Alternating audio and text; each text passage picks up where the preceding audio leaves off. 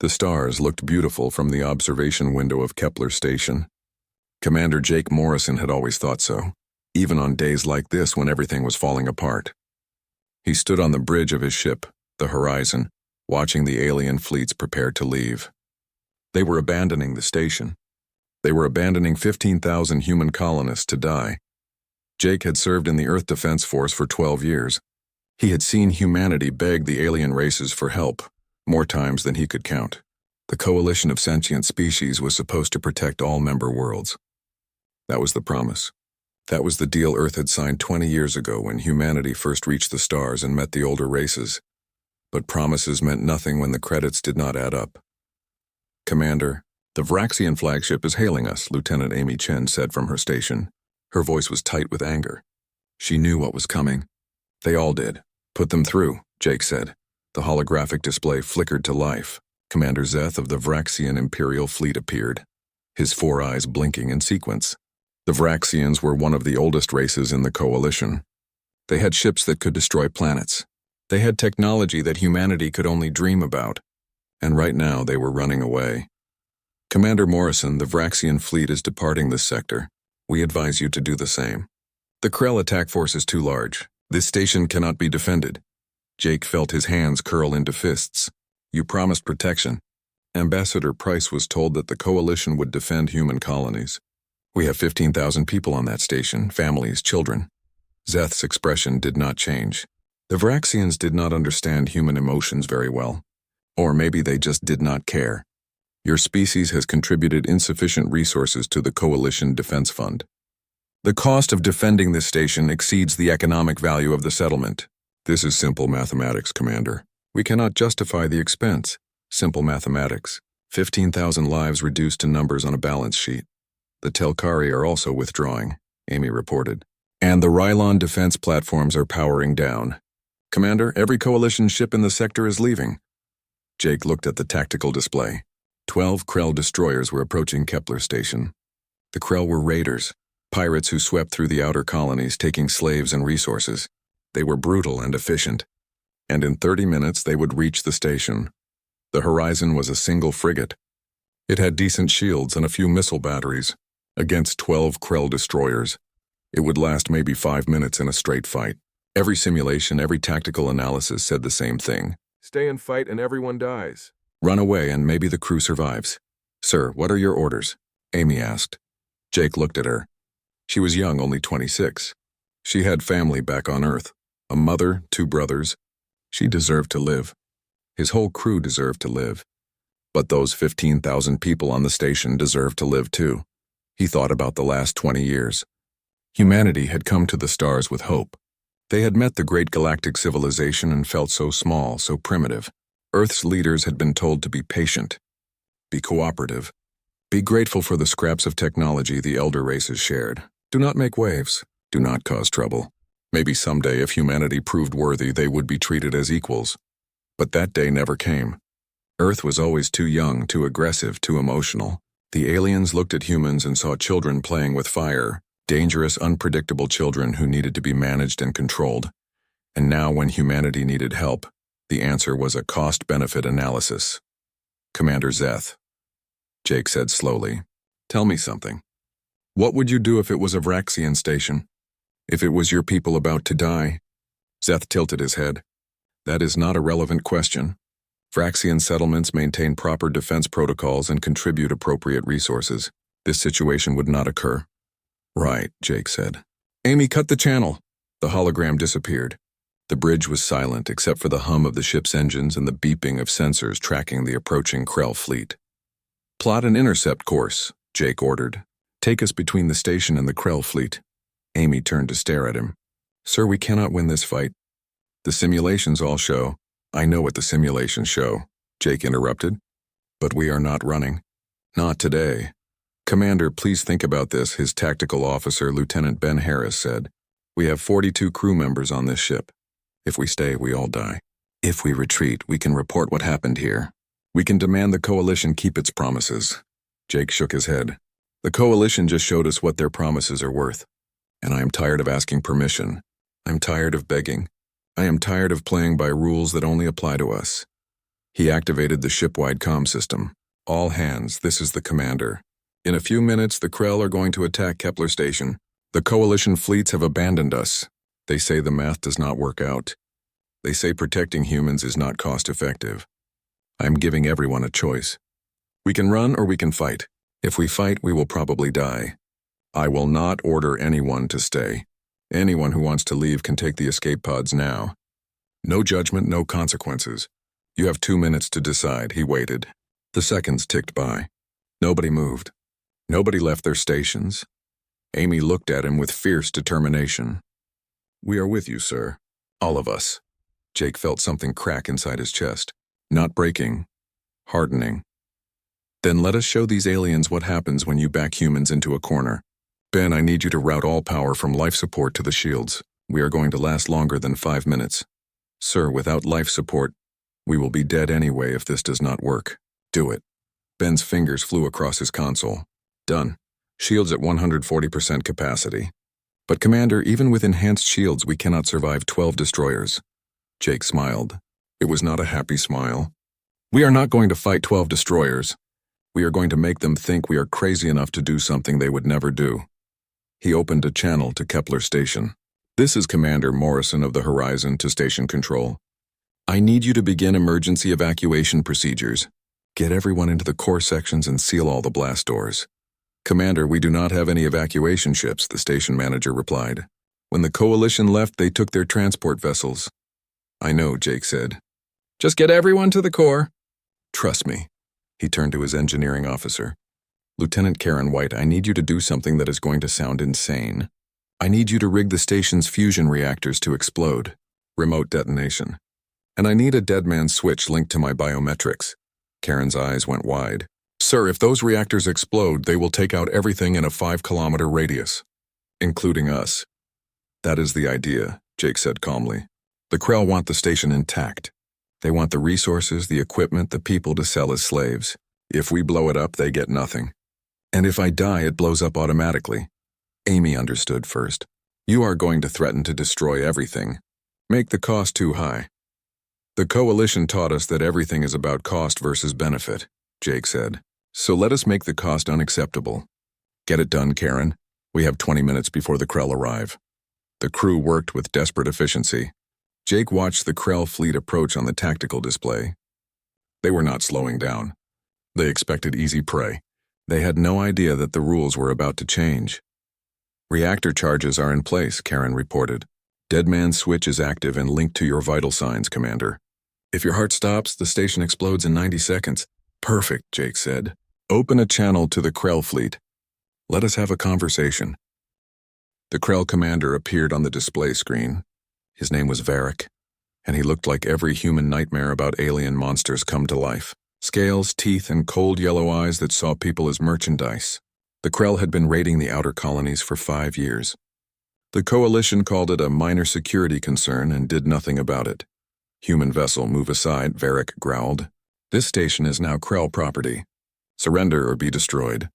Jake leaned back in his command chair. His heart was pounding, but he kept his voice calm and cold. Here is a better idea. Turn your fleet around and leave this sector, or I blow up the station and everything you came here to steal. Varric's eyes narrowed. You are bluffing. Humans do not destroy their own settlements. Want to test that theory? Jake asked. Because I have rigged the station's fusion reactors to explode. 5 megatons. That will vaporize your fleet if you get too close, and the trigger is linked to my heart. If I die, it detonates automatically. So if you shoot me, you lose everything. If you board the station, I detonate it. If you so much as scratch my ship's paint, boom. No station, no loot, no slaves. Just a really big explosion and a lot of dead Krell. The alien stared at him. That is insane. You would kill your own people? The people on that station are already dead if you attack, Jake said. At least this way they take you with them. See, here is what you do not understand about humans. We are not like the Coalition races.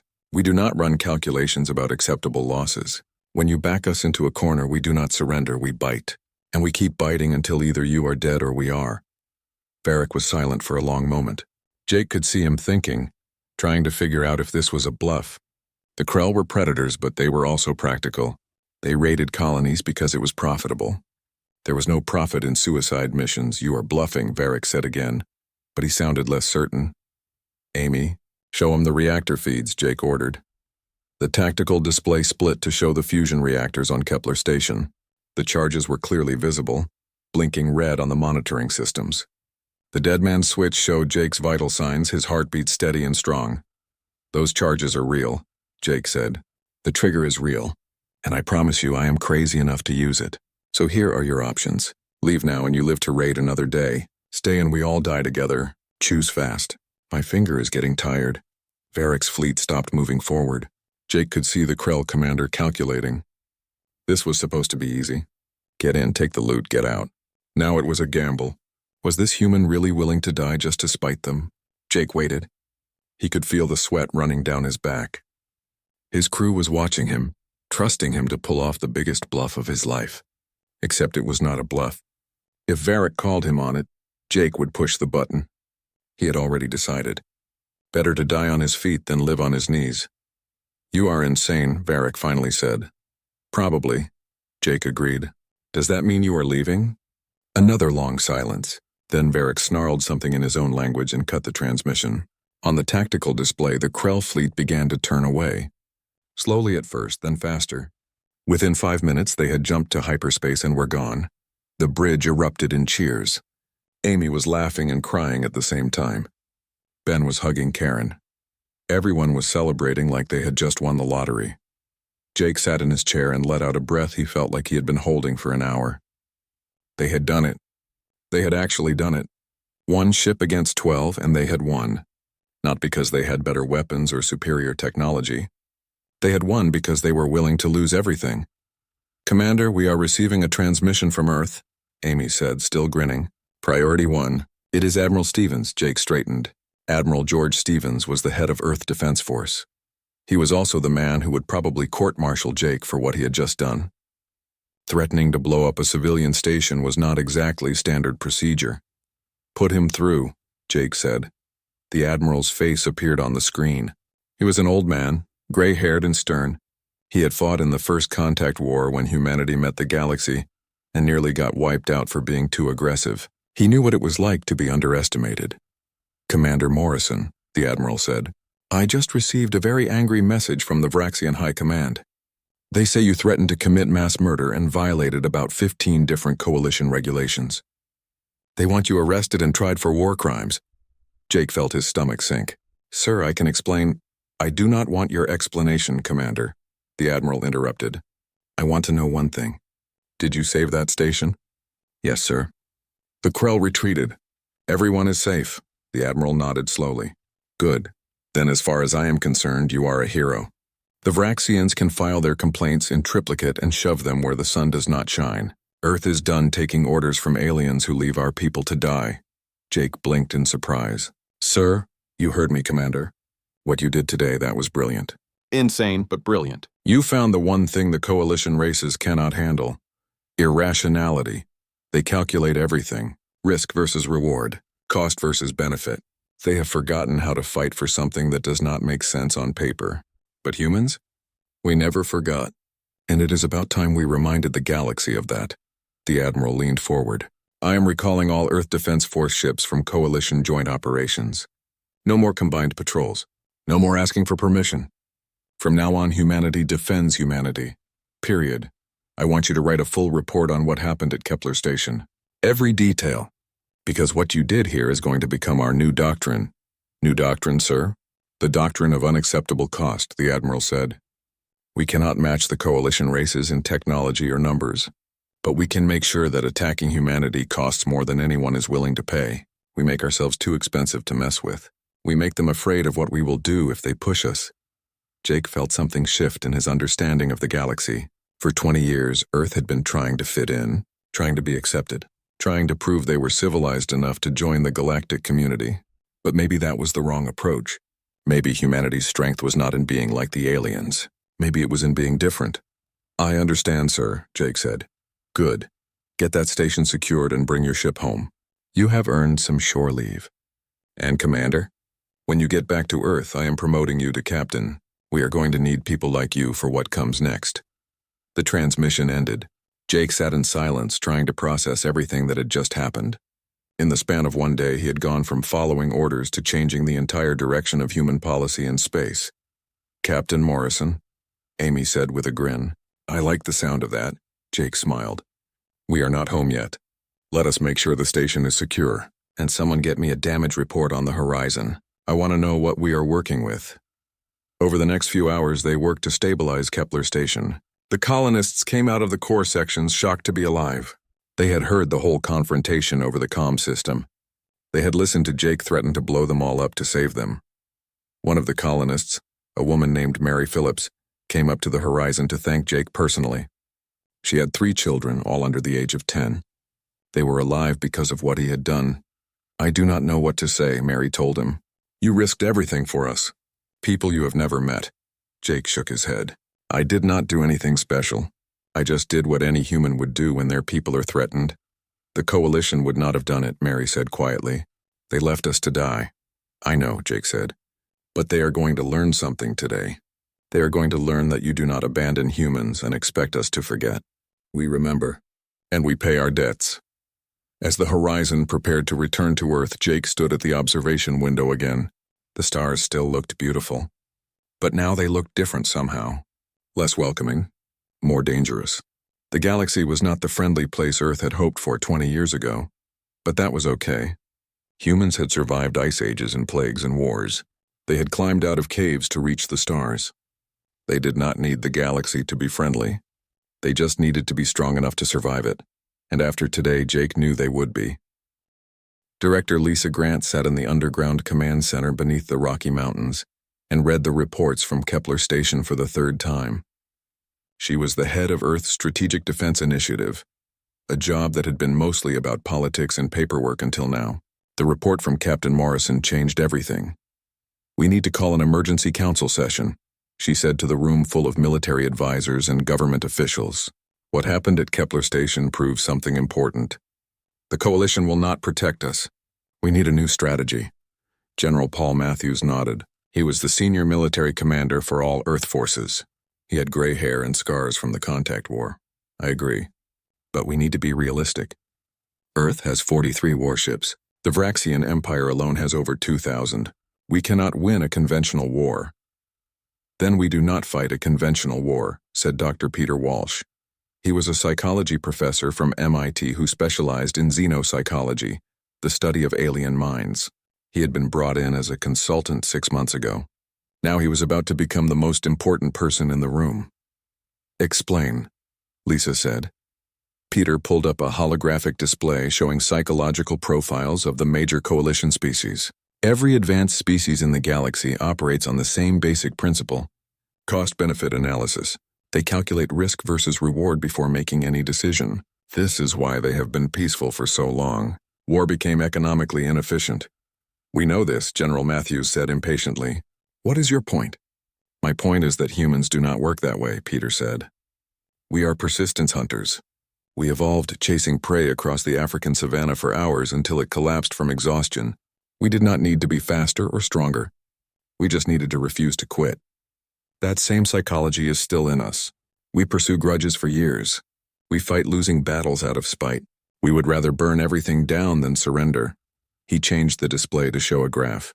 "Look at human history. We have fought wars that made no economic sense.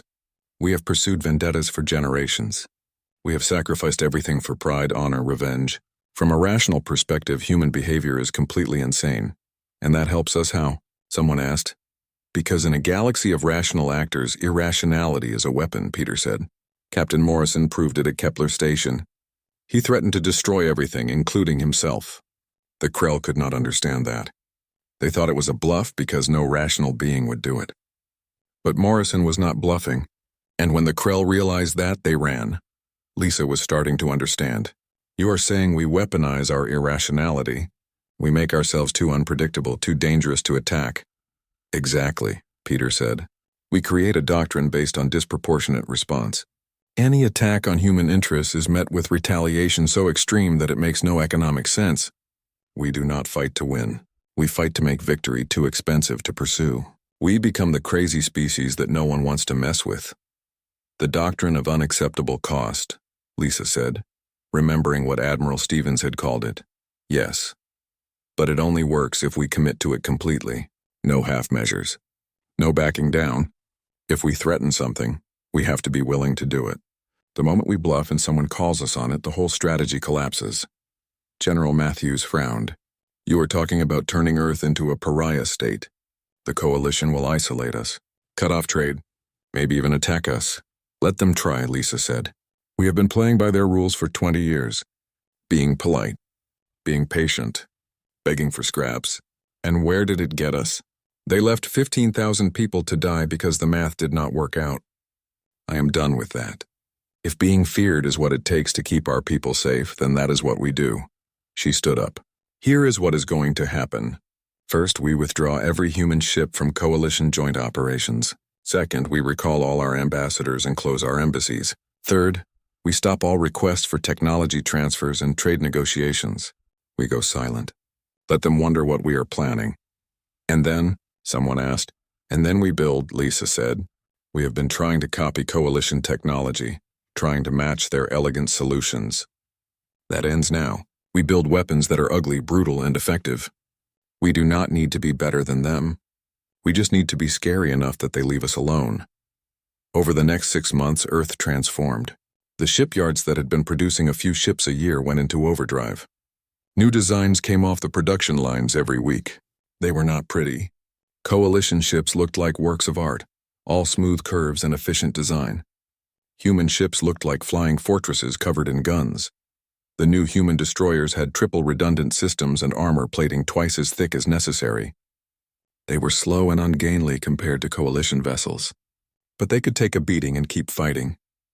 Human engineers stopped worrying about efficiency and started worrying about staying alive. The missile systems were equally brutal. Coalition weapons were precise, designed to disable ships with minimal damage. Human missiles were designed to overwhelm defenses through sheer volume. Why fire one missile when you can fire 50? Captain Jake Morrison, now promoted to Admiral Morrison, oversaw the training programs for the new fleet. He worked with Dr. Walsh to develop tactics that would confuse and terrify coalition commanders. The key is unpredictability, Peter explained to a room full of ship captains. Coalition fleets fight in formation. They follow established tactical doctrine. They expect you to do the same. So do not scatter your ships. Attack from random angles. Make decisions that seem crazy. The goal is to make them think you have lost your mind. One of the captains, a woman named Nicole Rivera, raised her hand. Sir, that sounds like a good way to get killed. It is, Peter agreed. But it is also a good way to make the enemy break off the attack. Remember, they are calculating cost versus benefit. If fighting you seems too chaotic, too unpredictable, too costly, they will disengage. Coalition species have a breaking point. Humans do not. That is our advantage. Nicole nodded slowly. She commanded the new carrier Relentless, one of the largest ships in the human fleet. So we are basically playing chicken with species that have weapons that can crack planets. Yes, Peter said. And we are betting they will flinch first. 6 months after Kepler Station, the Krell tested humanity's resolve again. They attacked a small mining colony on Tau Ceti 4. It was a minor settlement, only 3,000 people. The Krell probably thought Earth would not care about such a small target. They were very wrong.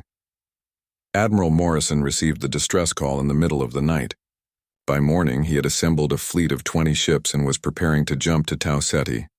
But Lisa Grant had other ideas. You are not going to defend the colony, she told him. You are going to make an example. Ma'am?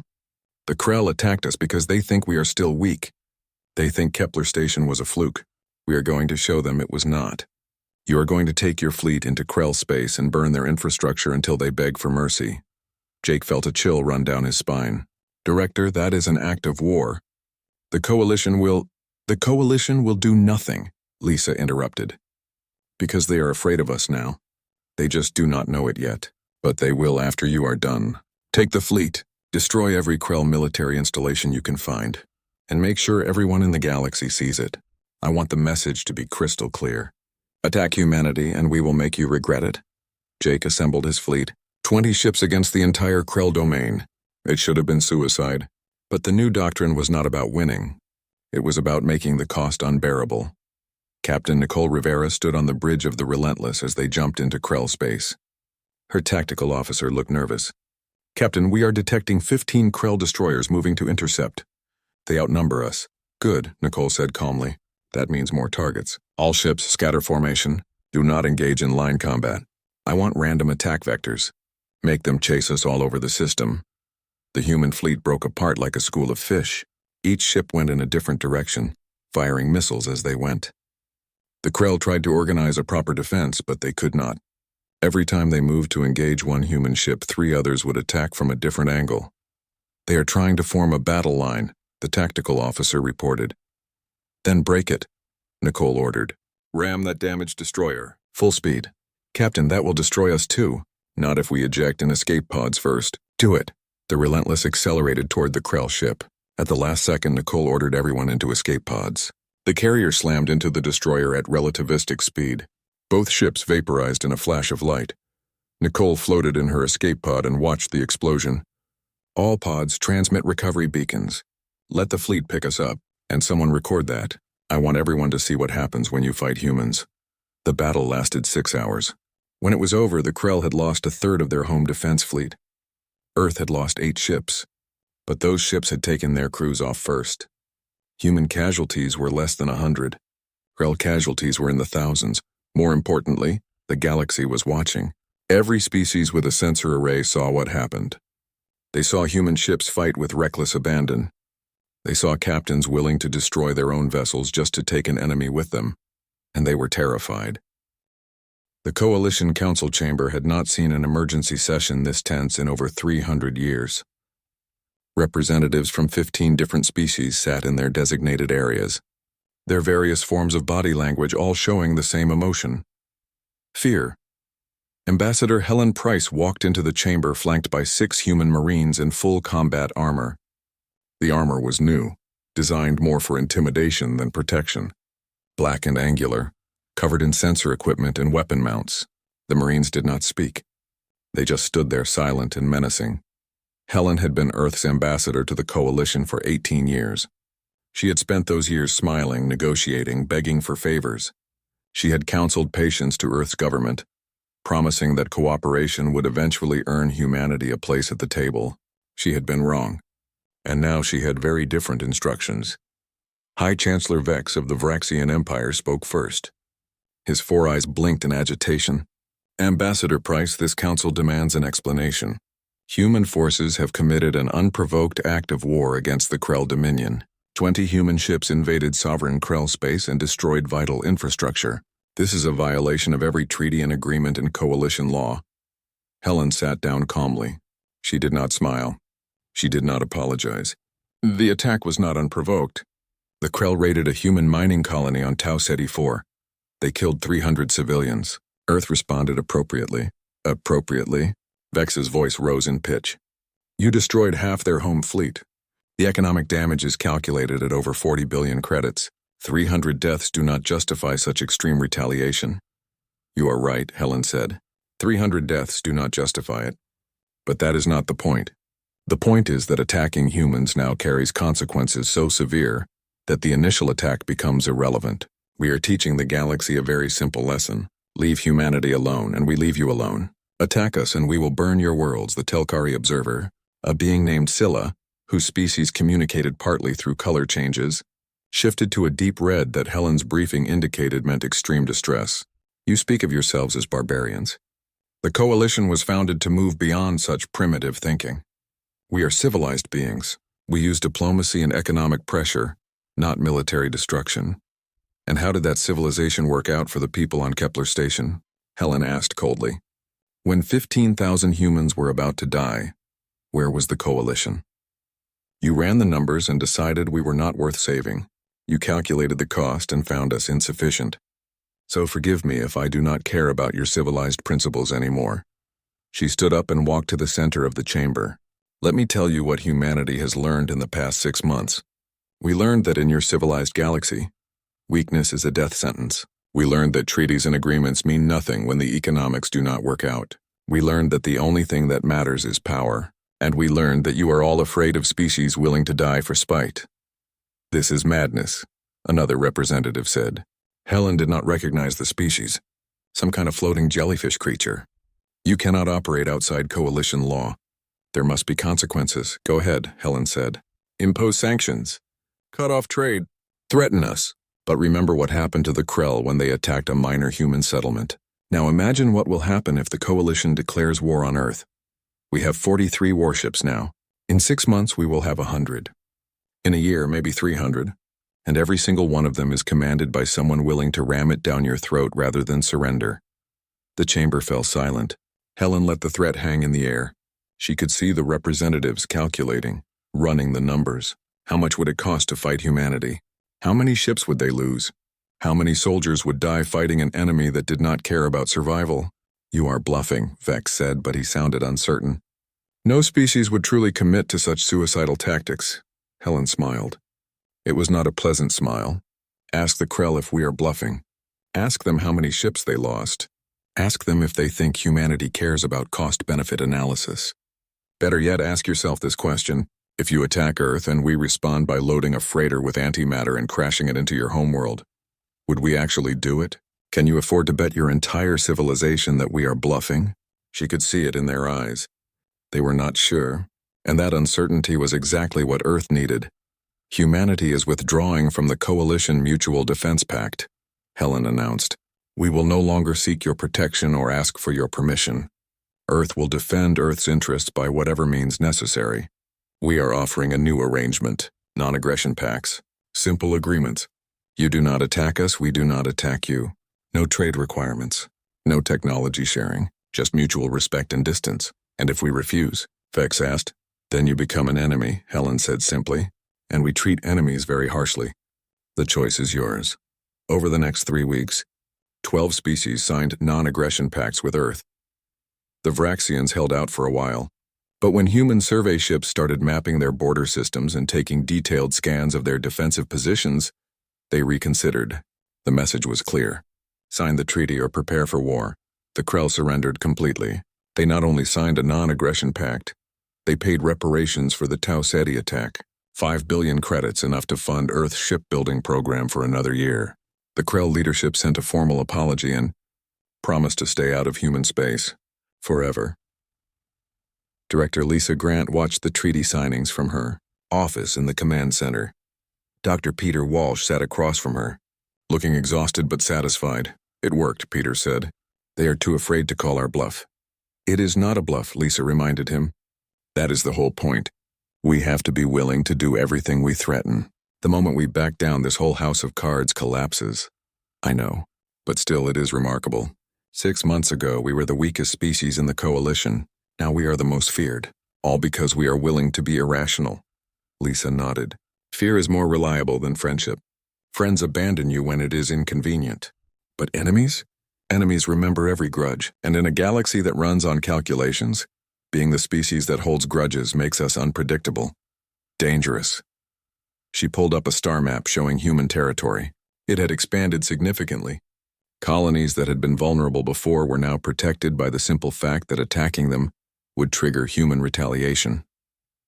The buffer zone around Earth had tripled in size, and human merchant ships could travel through most of Coalition space without fear of pirates, because no one wanted to risk angering humanity. There is something else, Peter said. We are getting requests for security contracts. A dozen species want to hire human mercenaries to protect their assets. Apparently our reputation for stubborn violence makes us very attractive as bodyguards. Lisa raised an eyebrow. They want to pay us to protect them? The same species that would not lift a finger to help us 6 months ago? Yes, the irony is not lost on me either. But it is actually a good opportunity. We can place human forces throughout Coalition space, gather intelligence, and generate revenue. Plus, it reinforces our reputation. Every successful contract proves that humans are reliable. Violent and crazy, but reliable. Approve it, Lisa said, but make sure the contracts are clear. We protect them because they pay us, not because we owe them anything. And if they betray us, we remind them why that was a bad idea. She looked out at the star map again. The galaxy looked different now. Less like a community and more like a battlefield. But that was okay. Humans knew how to survive on battlefields. They had been doing it for millennia. What about the Coalition military response? Peter asked. Some of the member species were pushing for a joint task force to put humanity back in our place. Lisa smiled grimly. Let them try. Admiral Morrison has war games running constantly. We have contingency plans for every possible coalition attack scenario, and we have made sure every species knows that attacking Earth means losing at least half their fleet, even if they win. Most of them decided that putting humanity in our place was not worth the cost. Cost-benefit analysis, Peter said. It really is their weakness. It is everyone's weakness except ours, Lisa corrected. Humans do not calculate whether something is worth it. We just decide what we want and pursue it until we get it or die trying. In a galaxy of accountants, that makes us insane, but it also makes us unstoppable. She turned away from the star map. The next phase is expansion. We have a dozen colony ships ready to launch. I want them sent to systems the Coalition considers too dangerous. Let us prove that humans can thrive in places other species fear. And if we encounter hostiles in those systems, then we do what we always do. We make them regret it. Every fight we win, every enemy we crush adds to our reputation. Eventually, we will not need to fight at all. The mere threat of human retaliation will be enough to keep everyone in line. Peter stood up to leave, then paused. Director, do you ever worry that we have become the villains? That we are the aggressive, dangerous species the Coalition always said we were? Lisa considered the question. Every day. But then I remember Kepler Station. I remember the Coalition abandoning 15,000 people to die because 5 years had passed since Kepler Station. Admiral Jake Morrison stood on the observation deck of the Indomitable, humanity's first true dreadnought. The ship was massive, over 3 kilometers long and bristling with enough weapons to level a small moon. It was ugly compared to Coalition vessels, all sharp angles and armored plates. But it was terrifying, and that was the point. Lieutenant Amy Chen, now his executive officer, joined him at the viewport. She had been with him since that day at Kepler. She had stood on the bridge of the horizon and trusted him when he threatened to blow up a station full of civilians. Now she was one of the most experienced combat officers in the Earth Defense Force. The Vraxians are requesting an escort for their merchant convoy through the outer reaches, Amy reported. They are offering 2 million credits for a 2-week patrol. Jake nodded. Tell them we will take the contract. But remind them of the terms. We protect them because they pay us, not because we owe them. And if they try to shortchange us like last time, we will leave their next convoy to the pirates. Amy smiled. Yes, sir. I will make sure they understand. It was strange how things had changed. 5 years ago, Earth was begging the Vraxians for help. Now the Vraxians were paying Earth for protection. The galaxy had learned that humans were reliable, if expensive. More importantly, it had learned that crossing humanity was very bad for business. The outer reaches had become a human stronghold. What had once been lawless pirate territory was now the safest trade route in the galaxy, patrolled by human warships that showed no mercy to raiders.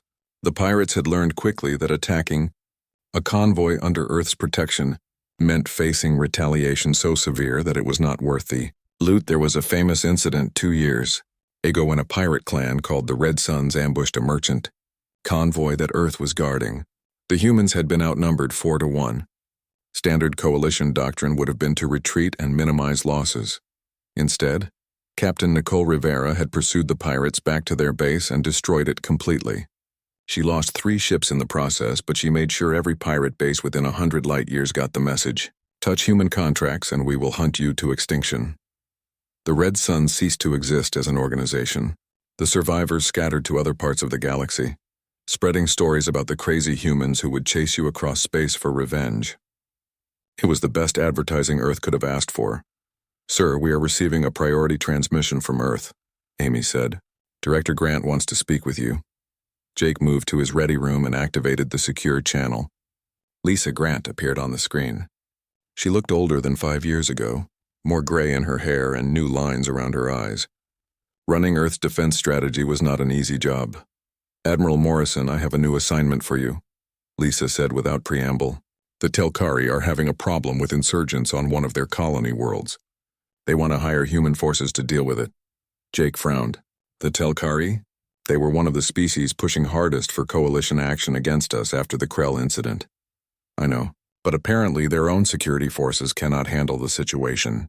The insurgents are using guerrilla tactics, and the Telkari do not know how to respond.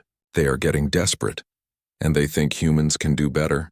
They think humans are crazy enough to do what is necessary, Lisa corrected.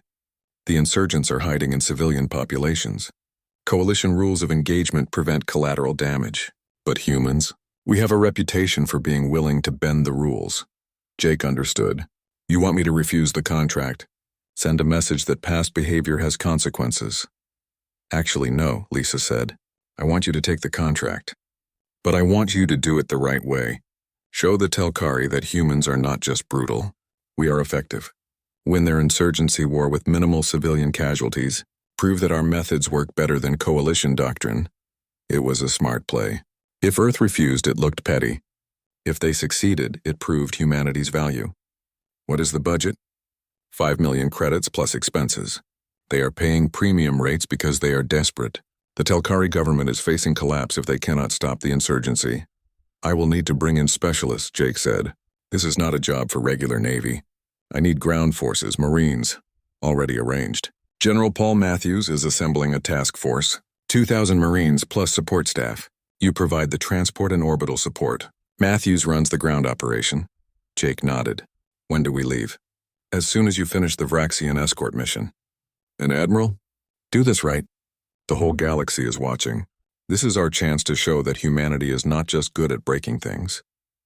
We can fix them too. The transmission ended. Jake sat back in his chair thinking. 5 years ago, the galaxy saw humans as primitive warmongers. Now they were starting to see humanity as useful. It was progress of a sort. 2 weeks later, Jake's fleet arrived at Telkari space. The planet in question was called Celebus, a colony world with about 20 million Telkari citizens. The insurgency had started 3 years ago over some local political dispute that Jake did not fully understand. What mattered was that the Telkari government was losing control, and the insurgents were getting bolder. General Paul Matthews came aboard the Indomitable for the briefing. He was older now, close to retirement, but still sharp as ever. He had fought in every major engagement since Kepler Station. He understood how to use Earth's reputation as a weapon. The situation is messy, Paul explained, pulling up tactical maps. The insurgents are embedded in 3 major cities, about 5,000 fighters well-armed and well-trained. The Telkari tried to root them out using precision strikes, but it is not working. Every time they hit an insurgent position, civilians get caught in the crossfire. The Telkari public is turning against their own government. So what is our approach? Jake asked. We do what the Telkari cannot. We talk to the insurgents, find out what they actually want, and then we broker a deal that ends the fighting. Jake blinked in surprise. That is not what I expected. I thought we would be doing door-to-door combat. Paul shook his head. That is what the Telkari expected too. They think humans only know how to smash things. But the truth is we are very good at ending conflicts. Not always by winning, but by making everyone involved realize that continued fighting costs more than compromise. It was brilliant. The Telkari hired humans expecting brutality. Instead, they would get effective diplomacy backed by the threat of brutality. It was the doctrine of unacceptable cost applied to peacekeeping. Over the next month, Paul and his team worked with both sides. They met with insurgent leaders and government representatives. They found common ground, and when negotiations stalled, they made it clear that if fighting resumed, human forces would side with whoever was being more reasonable. The insurgents had been prepared to fight the Telkari government for years. But they were not prepared to fight humans who would actually listen to their grievances and help implement solutions. The government had been prepared to crush the rebellion through superior firepower, but they were not prepared for humans who threatened to switch sides if the government kept refusing reasonable compromises. 6 weeks after arriving at Celebus, General Matthews brokered a peace agreement. The insurgents got political representation and economic reforms. The government kept control of the planet, and not a single shot had been fired by human forces. The Telkari were shocked. They had hired mercenaries and gotten diplomats, but the agreement held because both sides knew that if they violated it, the humans would return, and next time they might not be so diplomatic. News of the Celebes peacekeeping mission spread through the galaxy faster than any military victory. Suddenly, humanity was not just the scary species that destroyed enemies. They were the scary species that could fix problems other races could not solve. Within 3 months, Earth had received 15 more requests for peacekeeping operations. Lisa Grant was selective about which contracts to accept, but each successful mission added to humanity's reputation. They were becoming indispensable. Jake stood on the Indomitable's observation deck and watched Celavis recede into the distance. Amy joined him, as she often did during these quiet moments. "It is strange," Amy said.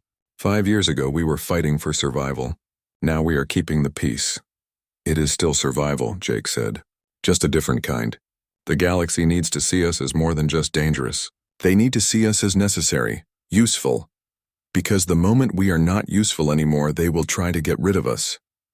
"Do you think they will ever accept us? Really accept us, not just tolerate us because they are afraid?" Jake thought about it. "I do not know. Maybe someday. But I am not holding my breath. For now, being feared is enough. Fear keeps people honest. Fear prevents the kind of betrayal we saw at Kepler Station." He turned away from the viewport. "Come on. We have another convoy escort mission in the borderlands. The client is paying triple rates because of pirate activity." As they walked back to the bridge, Jake reflected on how far humanity had come. They had started as the weakest species in the galaxy, begging for help and getting abandoned. Now they were a major power, respected and feared. They had not achieved it through superior technology or ancient wisdom. They had done it by being. 10 years after Kepler Station, Earth had become something nobody expected. Not a military empire, not a trade federation, something else entirely. A necessary force in galactic affairs that nobody fully trusted but everyone needed. Director Lisa Grant was preparing to retire. She had spent a decade building Earth's reputation from nothing. She had turned humanity from victims into victors. Now it was time to pass the torch to someone else. But first, she had one more task. She sat in a classroom at the Earth Defense Academy, looking at 200 young cadets. They were the future of humanity in space. Most of them had been children when Kepler Station happened. They had grown up in a galaxy where humans were feared and respected. They did not remember the days of begging for help. "Good morning," Lisa said. "I am here to talk about the doctrine of unacceptable cost. Some of you think you understand it. You have read the textbooks. You have studied the battles. But understanding the doctrine is not enough. You need to understand why it works." She pulled up a holographic display showing the Kepler Station crisis. 10 years ago, the Coalition abandoned 15,000 humans to die. They calculated that saving us was not cost-effective. That moment changed everything. Not because we suddenly got stronger or smarter. We changed because we stopped playing by their rules. A cadet raised her hand. "Director, the textbooks say the doctrine is about making retaliation too expensive. But that sounds like we are just bullies." Lisa nodded. "Good question. And yes, from a certain perspective, we are bullies. We threaten disproportionate violence to get what we want. But here is what you need to understand. The Coalition species have been running on cost-benefit calculations for so long that they forgot there is another way to make decisions. They forgot about honor, about pride, about spite." She walked between the rows of cadets. "Humans are persistence hunters. We evolved chasing prey until it collapsed. We did not need to be fast. We just needed to refuse to quit. That same drive is in all of us. We pursue grudges. We fight losing battles. We sacrifice everything for principle. From a rational perspective, we are insane. But that insanity is our strength," she continued. "Because in a galaxy where everyone calculates risk versus reward, being unpredictable makes you dangerous. The Coalition species have breaking points, maximum acceptable losses. Humans do not. We will burn our own cities rather than surrender. We will chase enemies across the galaxy for revenge. We make conflict so costly that nobody wants to start one." Another cadet spoke up. "But Director, we have won battles. We have defeated enemies. Is that not about being stronger?" "No," Lisa said firmly. "We have never won through superior strength. Look at the Battle of the Krell home system. We were outnumbered. We should have lost. We won because Captain Rivera was willing to ram her ship into the enemy. She made the Krell realize that humans would rather die than retreat. That is not strength. That is stubbornness taken to an extreme." She pulled up more examples. The Celavis peacekeeping mission, the Vraxian trade convoys, the pirate hunting campaigns. In every case, humans succeeded not through superior technology or tactics, but through sheer bloody-minded determination. "The doctrine works because we commit to it completely," Lisa explained. "Every threat we make, we must be willing to follow through. Every time we say we will do something crazy, we have to actually do it. The moment we bluff and someone calls us on it, everything collapses. A young cadet in the back row looked troubled. Director, is that sustainable? Can we really keep this up forever? Always being on the edge, always willing to go to extremes? Lisa paused. It was a good question. The best question, really. Honestly, I do not know. The doctrine has worked for 10 years. Maybe it will work for 100. Maybe it will work until the heat death of the universe. Or maybe someday some species will call our bluff. And we will have to decide if we are really willing to destroy ourselves to make a point. She looked around the classroom. But that is a problem for your generation, not mine. My job was to make sure humanity survived the first 10 years after Kepler Station. Your job is to figure out what comes next. Can we transition from being feared to being respected? Can we build real alliances instead of just non-aggression pacts? Can we find a middle ground between being victims and being monsters? The room was silent. Lisa smiled. I do not have those answers. But I trust you to find them. Just remember this. The galaxy tried to let us die because we were not worth saving. We proved them wrong. Do not ever let anyone convince you that human lives are a number on a balance sheet. After the lecture, Lisa walked through the academy grounds. The place had changed a lot in 10 years. When it opened, it had 50 students and operated out of a converted warehouse. Now it had state-of-the-art facilities and trained thousands of cadets every year. Earth needed officers and soldiers to crew the growing fleet. She met with Admiral Jake Morrison in the officers' club. He was still active duty, though he spent most of his time on strategic planning now rather than commanding ships. They sat by a window overlooking the training fields where cadets practiced zero-gravity combat maneuvers. I heard your lecture, Jake said. You made them think. That is good. I hope so, Lisa replied, because we are at a crossroads. The doctrine worked when we were desperate and had nothing to lose. But now, we have colonies, trade agreements, diplomatic relationships. We are invested in the galactic community. Can we really threaten to burn it all down anymore? Jake considered that. I think we can. Because the alternative is going back to being weak, and I would rather die than beg for help again. But maybe we do not have to choose between those extremes, Lisa said. Maybe there is a third option. We keep the reputation for being dangerous, but we use it to build something better. We already did it with the peacekeeping missions. We proved humans can solve problems, not just create them. You think the galaxy will let us transition from scary mercenaries to trusted partners? I think the galaxy will accept whatever we make them accept, Lisa said. That is what the doctrine taught us. Do not ask for permission. Do not wait for acceptance. Just do what needs to be done and dare anyone to stop you. Jake laughed. 10 years ago you were a bureaucrat pushing papers. Now you sound like a revolutionary. 10 years ago I believed the coalition would protect us if we just played by the rules, Lisa said quietly. Then they left 15,000 people to die because of a cost-benefit analysis. That changed me. Changed all of us, really. They sat in comfortable silence for a while, watching the cadets train. The future of humanity was out there on those training fields. Young men and women who would inherit the galaxy that Lisa and Jake had helped create. I am retiring next month, Lisa said. Going back to civilian life. Maybe teaching at a university. You have earned it, Jake said. What will you teach? Political science, probably. The real version, not the sanitized one. I want students to understand that power is not given. It is taken. That respect is earned through strength, not kindness. That in a cold universe, survival matters more than being liked. Sounds cynical. It is realistic, Lisa corrected. The galaxy is not a nice place. It never was. We just did not realize it until Kepler Station. But once we understood the rules, we learned to play the game better than anyone. Jake nodded.